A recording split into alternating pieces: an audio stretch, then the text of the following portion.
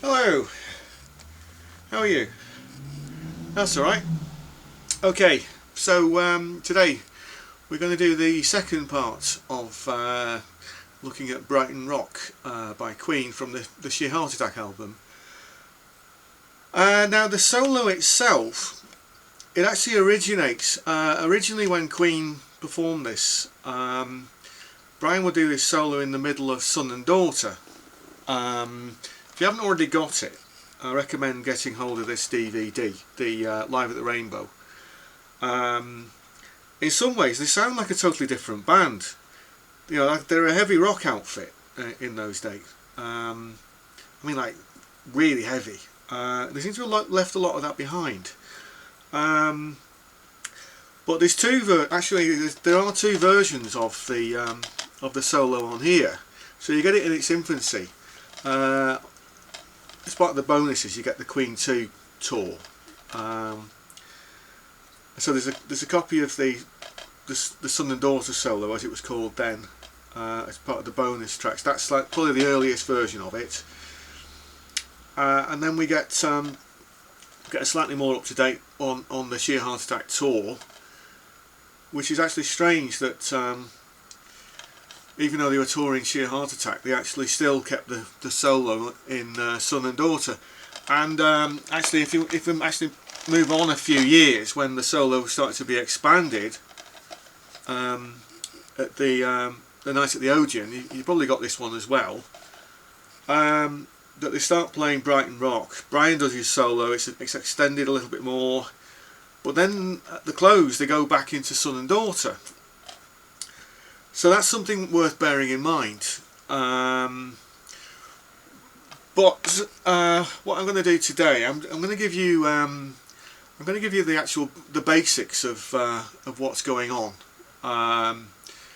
Now, in keeping with what Queen were about in those days, it's probably best not to play it exactly right. I don't know whether I can play it exactly right. But if you just actually sort of break the solo down into like sort of key sections, I worked out that there's probably about four sections to the solo as it appears on the Sheer Heart Attack record. And there tends to be just variations on a theme. Now we might need to do a little bit of revision as well, because it's predominantly based on an E blues scale pattern, but in some positions which you may not be familiar with. So we're just going to do a little bit of revision on blues scale positions. Now, in E, what I call the first position, I always got you. I mean, this is an idea that comes from the violin, like like first, second, third, etc. positions. If you think about like when you're playing a scale, I call it first position because you start on your first finger.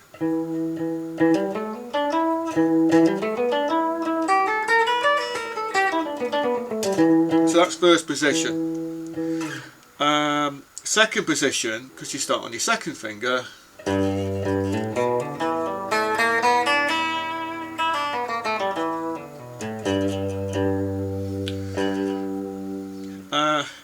And then what we would call the third position.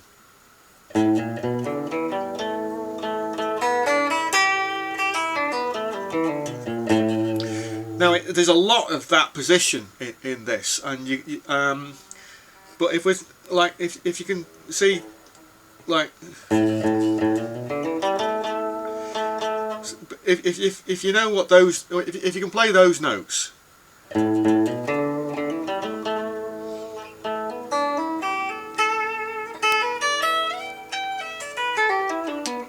And then sort of think about linking them together. So yeah, so if you're not familiar with the blues scales, then sorry, you've got a little bit of homework to do there. I might do a tutorial on myself on blues scales at some point, but I'm sure you can find one on YouTube somewhere if you're not that familiar. But anyway, there's a little bit of work to do there. Okay, so So the song sort of finishes, you know, like it goes into this.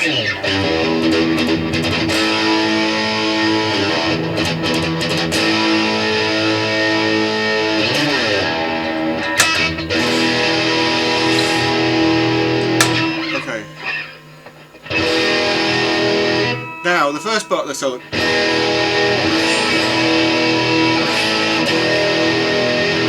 So we're going E to A.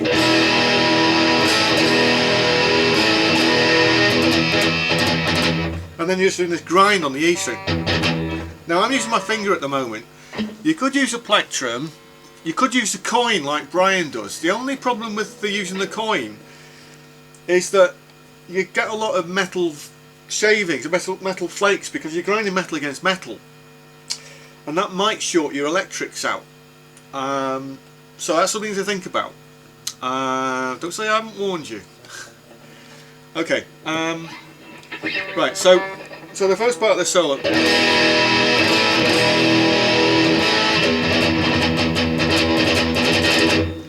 So we just need to practice doing that. It's very similar to the rhythm to Keep Yourself Alive, except that's in A. So, but he's doing that. He's doing that on the E string, and then from there we're going to play this. I'm not sure if it's sort of Carl Perkins or Scotty Moore type lick, but it's this.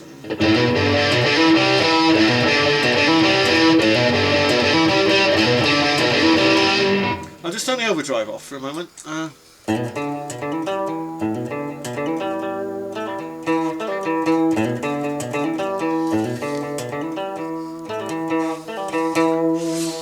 Okay, so if you got that down,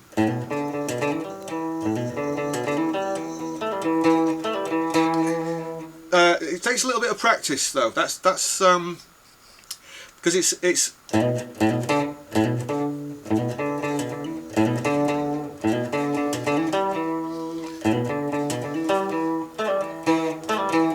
there's a lot of hammer-ons and pull-offs, and they're quite quick. If you're not used to doing that, that's something worth practicing. Okay, so from there, we then move that up an octave, and then we're doing the same thing on this, starting on this A string. Right, I'll do that again.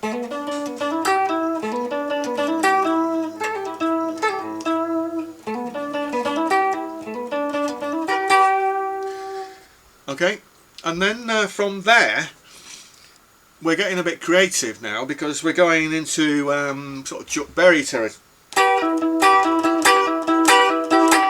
Like that. Can you do that?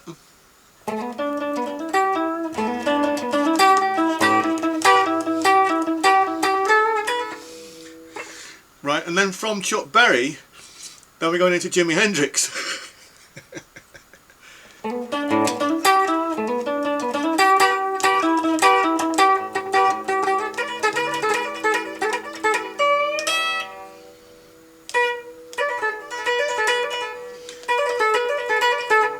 See, all that is really, that's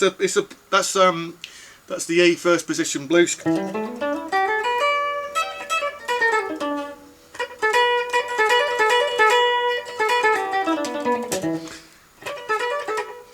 I mean, the thing is though that these days it's kind of anachronistic. That nobody seems to want to play that stuff anymore, which is why this solo seems to stand out a lot. Okay, so when you put the actual drives back in.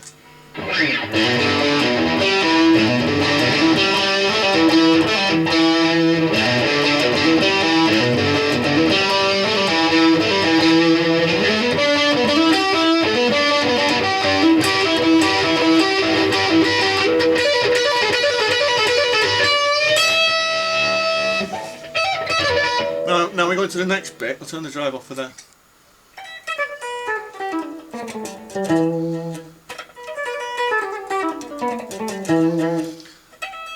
Yeah, that's a bit sort of Hank Marvin-y actually. And then we do that grind bit again.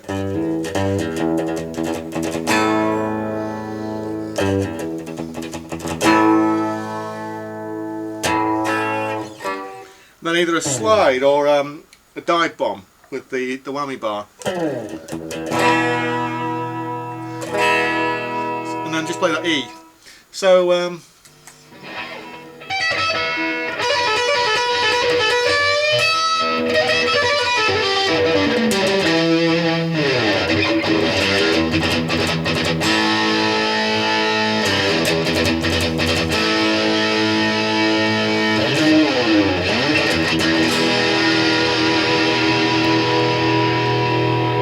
okay, and then from there, then we go into the multiple part harmony, because in that section it'll be mainly sort of Brian and Roger just playing, just like sort of improvising basically. It's very fast, but like for the delay, now I'm using a TC Electronic flashback delay, about a second if you can guess it, sort of 900 milliseconds if your delay's maxing out.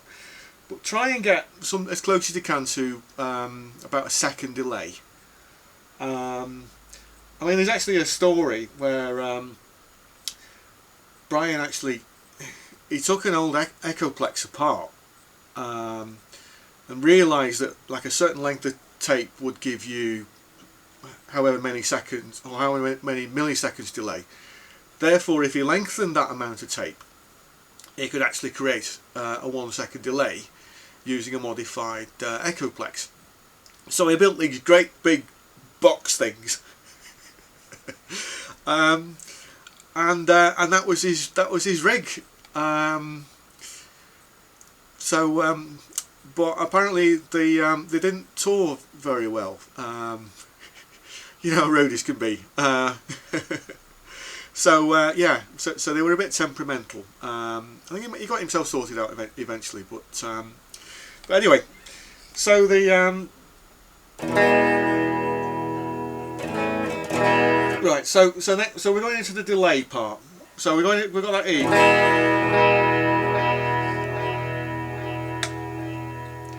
Right, and then we're on the grind again. Now we're going to do something which is probably it might be a bit hard for you if you're not used to playing the blues scales in different positions, but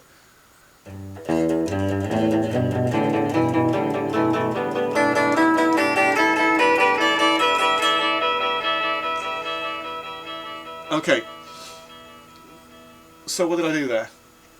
Right, that's another sort of Carl Perkins type lick. You see, if I'm playing,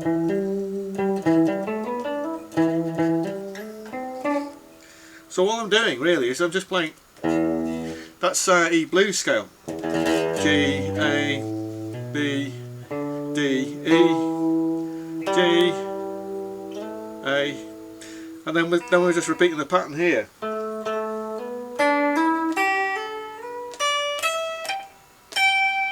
Because I know that I'm on the other blues scale pattern starts here, so as long as I can get to here.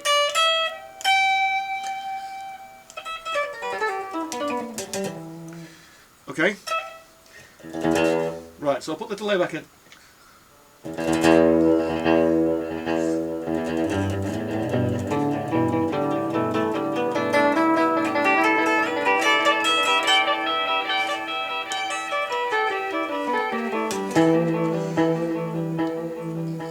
Okay, so that's fairly straight. Well, I say that's fairly straightforward. Once you've got the hang of that, have fun with it. You know, I mean, it might be a bit frustrating at first of all, but you will get there. Okay, so I'm going to put some drives in. So.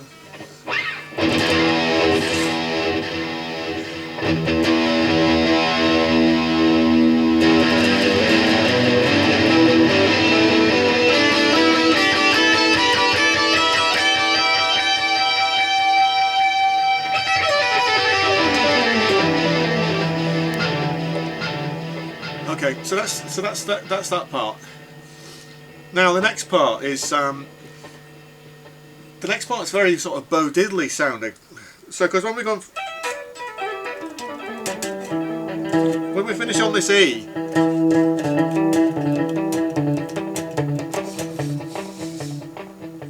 yeah, like like that. Remember to palm mute as well. Like you're putting put your hand here. See where look. See where my hand is.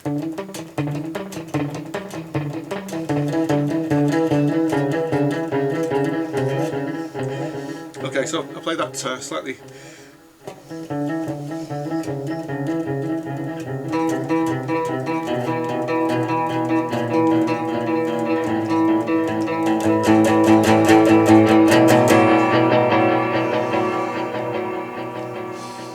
Right, now that's probably going to be a bit hard for you. So, I mean, that's easy enough. Then we go on this this C sharp. Now, if you haven't got the span, we're in luck because there's another E here.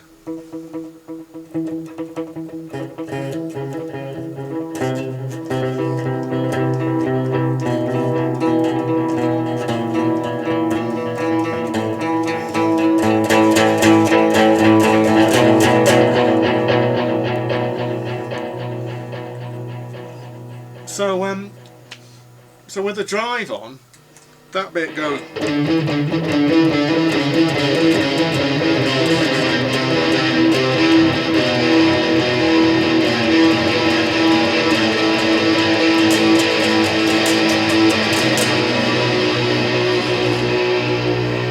And let it feed back, and then go into the E.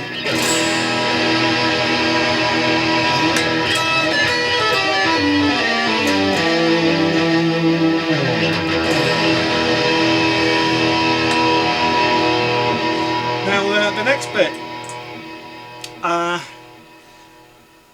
yeah, the next bit. I think it sounds well. This is what I do in that bit. I play this. So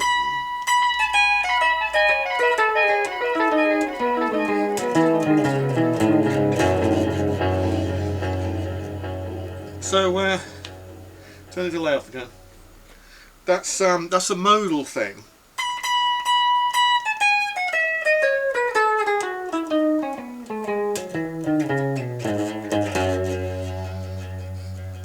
So we're starting on B.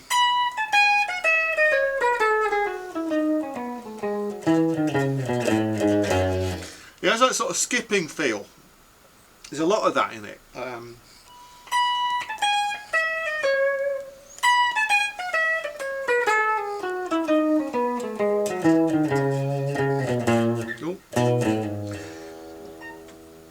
The only problem is it's quite difficult to get messed up with it. Sorry, it's quite easy to get messed up with it.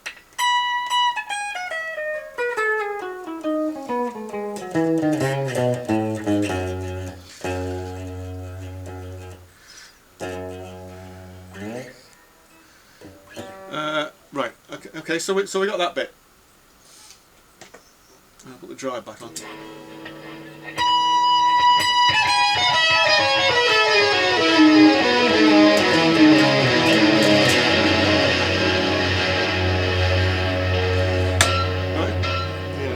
About my whammy bar to do with that. Yeah, I didn't think about that, did I? Do we get a jack socket that's a bit more flush, or even get a guitar where the jack actually mounts on the side, like Brian's guitar actually does. So I should have thought about that, shouldn't I? Okay, so right. So then we're back to the. Back to that Carl Perkins type lick, and then we do the octave, and then it gets really exciting because there's this Hendrixy bit.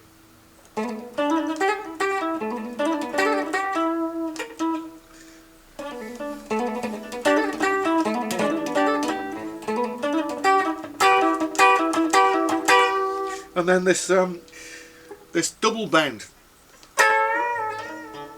And then it finishes on that and then comes back into the rest of the song.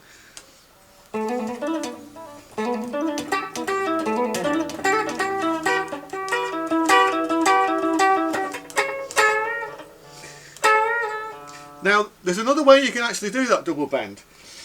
if you put your whammy bar down here, I actually got it from Hank Marvin, because Hank Marvin would actually, what he would do was he would pull the whammy bar up. He'd make a bend, and then he'd pull the bar up, and that would give him a deeper bend than was capable on the heavier strings.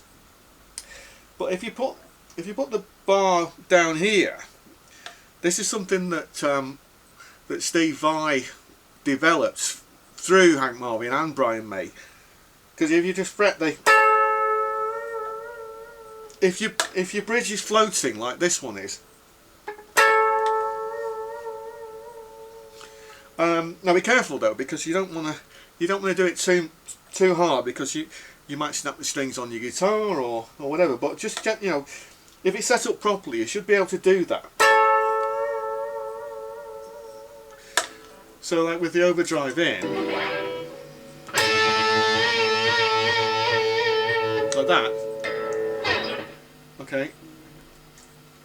So I'll put delay in, and then so.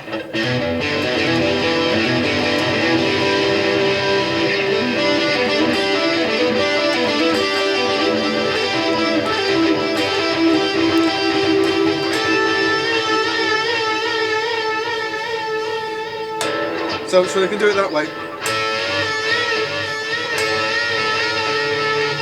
That's slightly more tricky though, but you can do it. And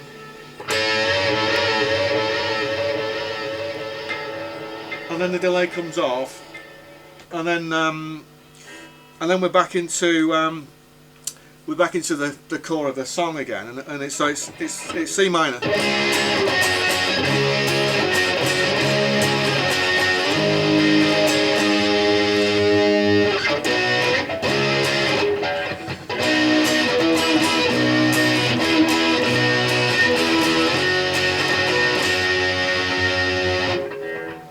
And then that repeats.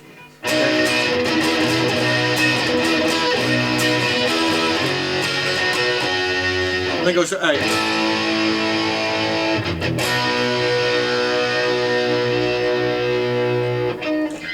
Okay, so we're going A to B this time. And then we go to this G. We don't play this sus4, we just go.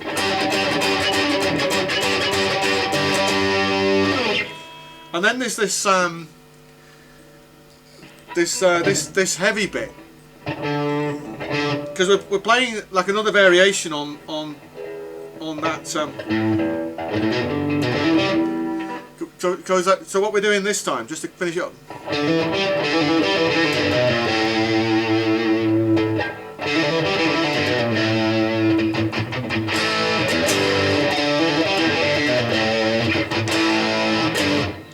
So we're going.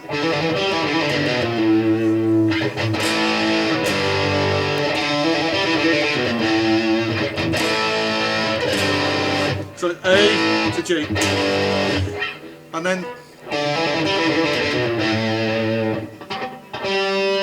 we go.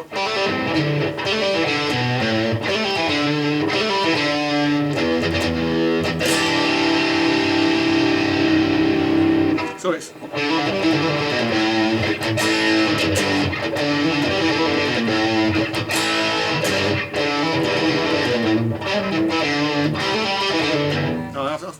Do it again.